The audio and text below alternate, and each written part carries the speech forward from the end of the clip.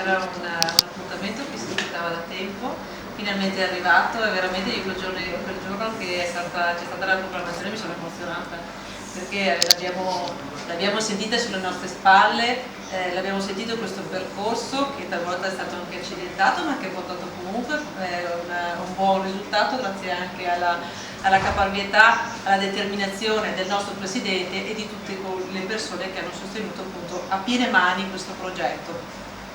Io quindi non posso che essere orgogliosa, a Roma lo ripeto continuamente, perché oltre a questo riconoscimento in questo momento abbiamo avuto anche 2 settimane fa l'approvazione di una legge sul turismo che un po' abbraccia tutti i tipi vari di turismo, quindi che vanno dal turismo religioso, al turismo emozionale, turismo enogastronomico, quindi ecco che siamo dinanzi ad un'opportunità ancora maggiore all'interno del quale potersi orientare anche in vista di tutto quello che verrà, quindi anche dal punto di vista dei finanziamenti che ci potranno essere.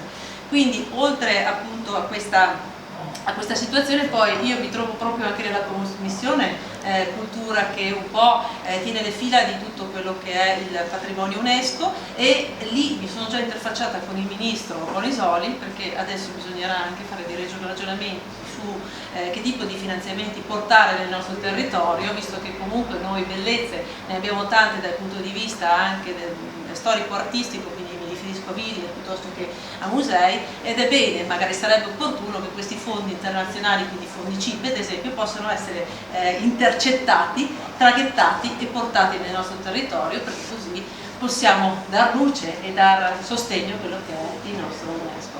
Quindi dinanzi a tutto questo non posso che essere contenta di tutti coloro che promuovono ancora di più questa candidatura, perché adesso viene il bello, adesso ci si deve mettere l'attenzione, la concentrazione, la determinazione, la voglia, perché veramente qui si può fare impresa. Grazie. Grazie. Adesso sentiamo anche, abbiamo la testimonianza anche di un campione qua. Di uno sportivo. Marzio. Come cittadino sono stato orgoglioso. C'è stato il riconoscimento mondiale della nostra storia, della nostra cultura, delle bellezze che abbiamo nel nostro territorio. Tante volte tanti conoscevano il nome Prosecco, ma non era collegato alla bellezza che abbiamo, perché abbiamo avuto la fortuna di ereditare da secoli di storia e di lavoro.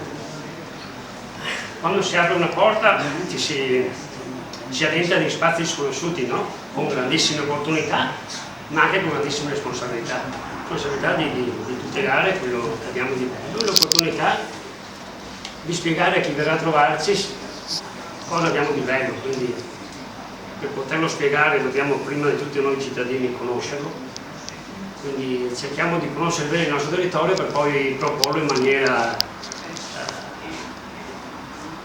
consona, in maniera che tutti possano usufruire di anche piccoli spazi che a volte rimangono sconosciuti. Bene, abbiamo anche Alberto Follador, che come produttore e anche ex presidente del Proloco penso che possa dire la sua. Sì, grazie per l'invito a Volturino, assessore Canner, ci conosciamo da un po' di tempo. E così, no, niente, la mia testimonianza come azienda storica del territorio, perché da diverse generazioni in Follador sono presenti dapprima nella zona del Valdobbiadene e poi comunque nella zona adesso ne sono in San Martino. Penso di parlare anche a nome di mio zio Graziano, mi aveva sentito prima che purtroppo per impegni non ha potuto essere presente, quindi mi ha detto di spendere il dottore da parte sua. Certo, l'impegno come produttori è molto gravoso e molto arduo, siamo ben coscienti delle fatiche che ci sono da fare nelle nostre colline, no? Ma è un giusto riconoscimento soprattutto per il lavoro dei nostri ali, che loro hanno intrapreso un'attività che il Prosecco era ancora sconosciuto all'epoca, per cui credo che a distanza di anni questo riconoscimento è da attribuire prima di tutto a loro, insomma, e per le fatiche che hanno fatto, perché adesso siamo ben agevolati dall'uso di macchinari, allora non era certo così. Niente, il nostro impegno adesso siamo ben coscienti, forse non ancora coscienti, ma certo questo riconoscimento dell'UNESCO ci aggravia ad un peso ancora di più di essere presenti, di darci da fare per accogliere questi turisti che speriamo che vengano numerosi a visitare la nostra zona, che penso sia da visitare con molta attenzione, anche per rendersi conto appunto della bellezza delle fatiche che vengono fatte. Quindi grazie ancora a voi per le bellissime parole del respiro, non vorrei dirne altre era giusto sentire una così, da parte di tutto sono orgoglioso di questo passaggio, di essere arrivati a questo patrimonio dell'UNESCO. Grazie. Bene, facciamo questo fattino.